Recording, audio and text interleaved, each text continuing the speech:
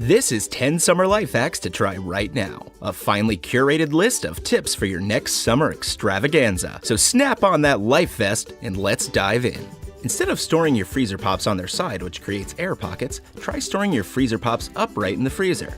Use every inch of freezer space by clipping ice pops underneath the shelves for a guaranteed clean cut every time. Cutting corn off the cob can be messy and a dangerous task. The safer way to do this is by placing your corn in the center of an upside-down bundt cake pan. Now use a knife to cut down the side of the cob. Once you've rotated and cut off all the kernels, use the back of your knife to scrape the cob and release all the juices. Your kernels are now ready to be used as a side dish or make cornbread, casseroles, sautés, whatever you want. Next to cookies, ice cream stands is the best-selling treat in America, but together, they're out of this world. To create this delicious treat, whip together your favorite cookie dough recipe, then split the batch into 2 equal portions. Roll out the first portion on parchment paper with a rolling pin, and cut the circles slightly larger than the bottom of each hole in the muffin tin. With the remaining dough, create a base by placing a small blob of cookie dough on top of each cup of an upside-down muffin tin. Now cover the bottom of each cup with a circular cutout of dough and form your bowl. Chill the whole thing in your fridge or freezer for about 5 to 10 minutes to help your cookies keep their form. Bake it in the oven according to your recipe instructions, and then while they cool down, use a spoon to clean up the edges and reinforce the bowl's shape before they're set.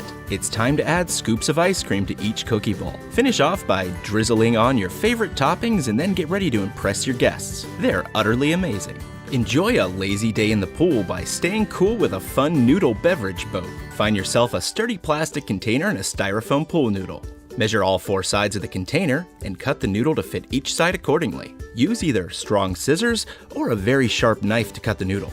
Thread some twine through the middle of each piece of the noodle and create a rectangular shape that'll fit snug around the container as you pull the twine tightly around it and secure a small knot at the base of the string. You can either cut off the excess string or tie a loop for easy access to your boat. Fill your new beverage boat with your favorite drinks and top it off with a bag of ice. Now you can amuse your party guests as your bobbing beverage boat floats on by. By now you've probably seen this way of cutting watermelons into small cubes. Today we'll show you another simple yet brilliant way to cut and serve watermelon. Start by cutting your watermelon in half with a chef's knife. Take 1/2 and face it down onto your cutting board. Carefully shave off the rind from top to bottom, taking as little of the red flesh as possible. Now cut off any remaining rind left behind and trim off the top.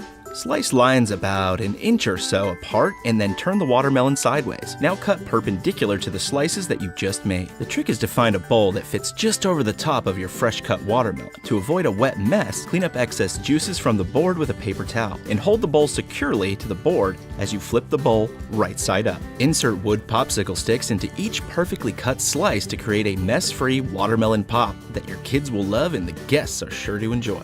Most people know this one already, but we want to remind you to stay hydrated during those hot summer days ahead. Fill an empty water bottle about 1/3 full and put it in the freezer on its side. Once it's frozen, fill the rest with water for a longer lasting cold bottle. The FDA does note that reusing plastic water bottles without washing them could possibly harbor bacteria, but it doesn't cause them to release carcinogenic dioxins into the fluids that they contain. This was actually debunked by the American Cancer Society. So if you're still skeptical, try this instant freeze trick instead.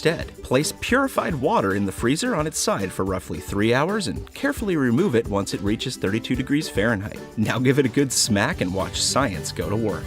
Now if you're in need of additional electricity sources, here's a great way to keep extension cord plugs dry if it happens to rain or if the ground is moist. Grab yourself a reusable plastic container and cut notches on the opposite sides. Place the cord connection in the container and snap on the lid. This hack will offer temporary protection for your extension cord plugs for all your outdoor necessities. To avoid that melting mess at the bottom of your waffle cone, stuff a marshmallow inside to plug the bottom.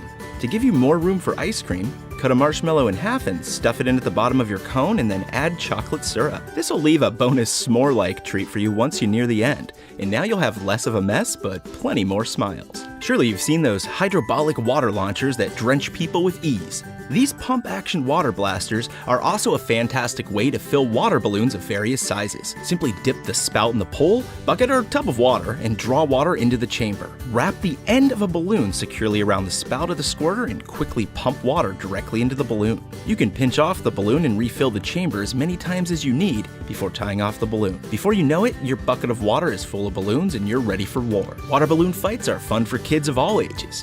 Just be careful of what might be in your line of fire. You can build your own rope swing with 3 basic materials and a few tools. Your local hardware store should have pre-cut 12-inch plywood rounds, a carabiner, and about 20 feet of outdoor poly rope. Start by sanding the edges of your plywood slab. Now locate and mark the center of the wood and drill a hole that's about the width of your rope. If your swing is meant to be a permanent fixture, tie it directly to a beam or a tree branch.